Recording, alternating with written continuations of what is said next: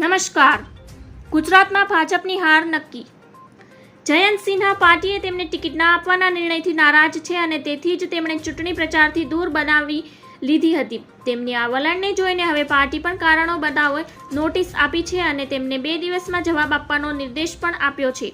આ ઉપરાંત ભાજપે ધનબાદના ધારાસભ્ય રાજ સિન્હાને પણ નોટિસ પાઠવી છે. લોકસભા 2024ની ચૂંટણી માટે 7 તબક્કાની 5 તબક્કામાં મતદાન થઈ ચૂક્યું છે. હવે 3 તબક્કાના મતદાન માટે રાજકીય પક્ષો પૂરજોશમાં તૈયારી કરી રહ્યા છે. ત્યારે ભારતીય જનતા પાર્ટીએ પૂર્વ કેન્દ્રીય મંત્રી જયંત સિન્હાને કારણ બતાવો નોટિસ આપી છે અને તેમને 2 દિવસમાં નોટિસ પર જવાબ આપવા માટે કહેવામાં આવ્યું છે.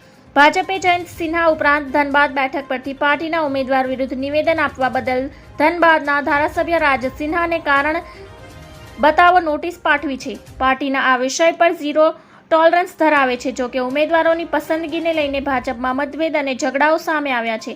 તમારા આ વલણથી પાર્ટીની છબી ખરડાઈ છે. આ કારણે પાર્ટીના પ્રદેશ અધ્યક્ષ બાબુલાલ મરાંડીની સૂચના બાદ જયંત સિન્હાને નોટિસ પાઠવવામાં આવી છે અને તેમને આ નોટિસ અંગે 2 દિવસમાં ખુલાસો આપવાનો નિર્દેશ આપવામાં આવ્યો છે. ધન્યવાદ. જય હિન્દ.